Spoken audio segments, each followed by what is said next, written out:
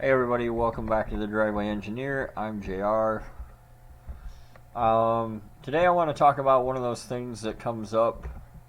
People often throw this around. They throw a few things around like it's just real easy and simple. Just throw a turbo on it. Just slap a Hiroshima Noisy Boy on there. You know, like it's no big deal. And it's not if money's not a thing in your world. So one of the things that comes up all the time is the Trailblazer SS intake's better. Just use the Trailblazer SS intake. Use the Breadbox intake. It'll make more horse torques and you'll have so many more donuts and so much more fun and it'll rain cheeseburgers in your life. And it's not that simple. So yes, the Trailblazer SS or the new body style intake or the Breadbox intake or whatever you're calling it in your area of America, the intake is better, without a doubt. NA at like the 400 horsepower level, you'll gain about 15 horsepower tire. And you can buy them for like, I think they're like $135 brand new.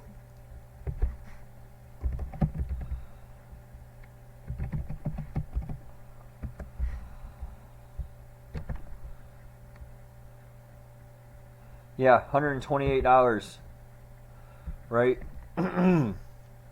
So it seems like, man, why wouldn't I just do that? And they look cooler, and you know, there's all that.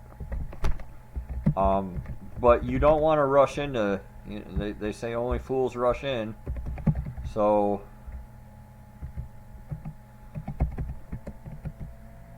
I've been into my RC stuff lately. Oops. What you want to get is something like this that's complete, just like an engine. And obviously this one's at $350, which is bananas. But honestly, it's probably about the going-ish rate. $300, you know, 300, 350 with the injectors and the rails is roughly the going rate. So that'll kind of change your mind over this 128, right? Now that you've doubled the cost, has your mind changed? So, and it comes up over and over and over again on the Facebook group, and it comes up over and over and over again in the comment section. So we'll just cover, to the best of my knowledge, the stuff that you need to do the swap, which is not as straightforward as people make it out to be. So first, you need the Trailblazer SS or new body. You need the intake itself, whatever you pay for that. If you have an older truck or an older fuel system, older style fuel system like I do on Darrell and Jewel, both of them have return style fuel systems, you need the Corvette regulator, and you can mount it to the rail like this guy did. This is a random picture I stole off the internet, but it's a beautiful idea. Because his normal lines the feed and return can just, the lines he already has can plug in. So if you're NA, that all works fine. And you just pop this on there and it's like $45 and you're done. If you're going forced induction, or you are forced induction now, that factory return style regulator that's in the rail of a truck rail, can't talk. That's boost referenced, and it's good to like 3 bar. So when you do this Trailblazer SS intake, that goes away. This is not boost referenced. So you're going to need an aftermarket fuel pressure regulator now if you're using forced induction, which is another cost added in that you need to consider. 99 to 07, you need a 3-bolt to 4-bolt adapter for your throttle body. If you're drive-by-wire, you need an X-Link, and it's like $250 nowadays. And there's no way around that I know of, that I found. I spent way too much time, considering I don't even care, trying to figure out how to do it. And there's just like, there's no way that the average guy in his driveway is going to do this. You need a bracket for drive-by cable. If you're like, ha ha ha, I have drive-by cable. Well, you still need a bracket. Like this one, again, random picture, stole it off the internet, but this guy fabricated this somehow. I'm assuming he welded this I think that this normally goes like this, and you just cut it, bent it, welded it, ground it, painted it. It looks pretty nice. Whoever did it, whoever you are, Mask Man, this is a clean install.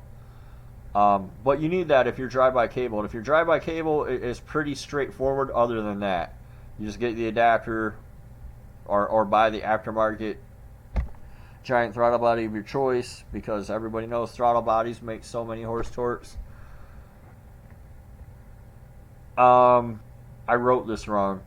Truck injectors don't need harness adapters. If you have truck injectors now and that's what your harness is wired for, and you want to use the Trailblazer injectors, you need harness adapters. Unless you have flex injectors, then they have the same plug. The vacuum lines are a little bit different. That's not really a big deal.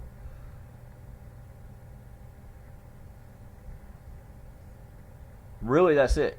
But it's not a lot, but it's a few things to consider that you need to be aware of going into it. So if you get a complete intake, and I've seen, you know, they show up in the junkyard from time to time. If you can get a complete intake for a lot less than this, I would say that if you can get it for $200, $250, then it's kind of worth it. But for what these guys are charging, it's way too much. Another option is to take the stock truck intake if you have the ability. Some people will do that. They'll take the stock truck rail because the crossover bend is different. And they'll cut it off right here and they'll weld like an AN fitting or whatever they want on it. And then they'll just run braided hose from one side to the other, which looks kind of race car. And that's another method to do it if you wanted to.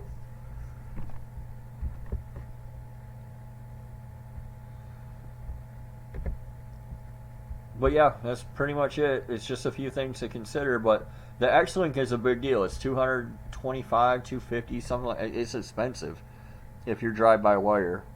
If you're drive-by cable, it's a little bit easier, but hopefully that helps. It's not as simple. People on the internet are always quick to spend your money. Oh yeah, just go get a thing, slap it on there while you're eating tacos, and it'll work fine. And it doesn't. It's never that easy. If it was that easy, all these yokels would be doing it, and they're not. So, hopefully that helps. Hit the like button, subscribe, and we'll see you next time on The Driveway Engineer. Thanks for watching, guys.